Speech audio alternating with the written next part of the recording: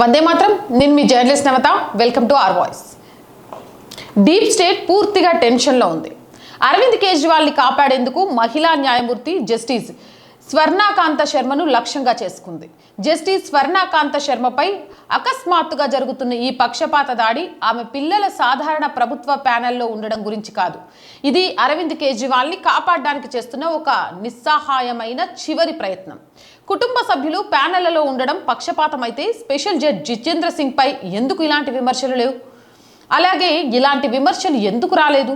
ఆయన 2026 ఫిబ్రవరిలో liquor scam కేసులో కేజ్రీవాల్, సిసోడియా సహా 23 మంది ఆప్ నేతలకు ఉపశమనం ఇచ్చారు. అలాగే 2024 నవంబర్లో ఈడీ వర్క్ కేసులో ఆప్ ఎమ్మెల్యే అమానుతుల్లా ఖాన్ కూడా ఉపశమనం కల్పించారు. ఆశ్చర్యకరంగా ఆయన ఈడీ యొక్క అనుబంధ ఛార్జ్ షీట్ ని కూడా పరిగణలోకి తీసుకోవడానికి నిరాకరించారు. ఇక 2024 మార్చిలో ఈడీ కేజ్రీవాల్ ని అరెస్టు చేసినప్పుడు జర్నలిస్టులు, ప్రతిపక్షాలు, కార్యకర్తలు పెద్ద ఎత్తున స్పందించారు, రెచ్చిపోయారు. డిటెక్టర్షిప్, రాజకీయ ప్రతీకారం, డెమోక్రసీ నాశనం అంటూ పెద్ద ఎత్తున నిరసనలు జరిగాయి.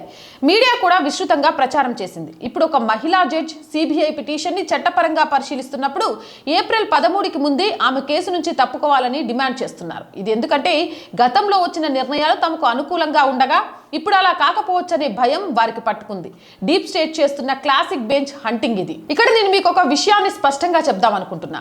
కేజ్రీవాల్ ప్రారంభం నుంచే ఒక ప్రణాళికలో భాగమని ఆయన స్థాపించిన ఎన్జిఓకి జార్జ్ సోరెస్ నెట్వర్క్ నుంచి నిధులు అందుకోవడం ప్రారంభించింది.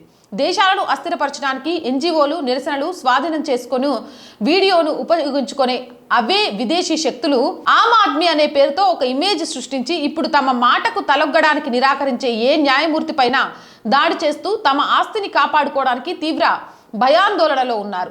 భారతదేశం దీన్ని గమనిస్తోంది. మన న్యాయ వ్యవస్థను, ప్రజాస్వామ్యాన్ని ఈ deep state నిర్దేశించనివ్వద్దు.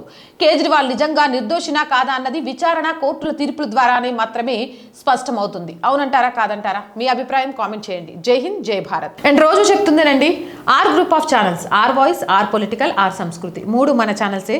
So please subscribe our channels. మీరు చేసే సబ్స్క్రిప్షనే ఛానల్స్కి కొండంత బలాన్ని ఇస్తుంది. అండ్ ప్రతి వీడియోని లైక్ చేయండి, షేర్ చేయండి. మీ అభిప్రాయం ఏదైనా నిస్సంకోచంగా కామెంట్ చేయండి. అండ్ ఆర్థికంగా ఆర్ వాయిస్కి చేయుతగా నిలవండి. మీరు చేసే సహాయం ఈరోజు చాలా చాలా చాలా అవసరం. మీ సహాయం కోసం ఆర్ వాయిస్ ఎదురు చూస్తూ ఉంది. సహాయం చేయాలి అంటే సబ్స్క్రిప్షన్ పక్కనే జాయిన్ అనే బటన్ ఉంది. 1 to 5 లెవెల్స్ ఉన్నాయి. ఏదో ఒక లెవెల్లో సపోర్ట్ చేయండి. లేదా స్క్రీన్ మీద గూగుల్ పే, ఫోన్పేతో పాటు అకౌంట్ డీటెయిల్స్ ఇచ్చాము. మీకు తోచిన సహాయాన్ని అందించండి. ఎంతోమంది వ్యాపారవేత్తలు ఉండుంటారండి. మీ మార్కెటింగ్ని పెంచుకోవచ్చు, మాకు ఆర్థికంగా చేయూతనియొచ్చు.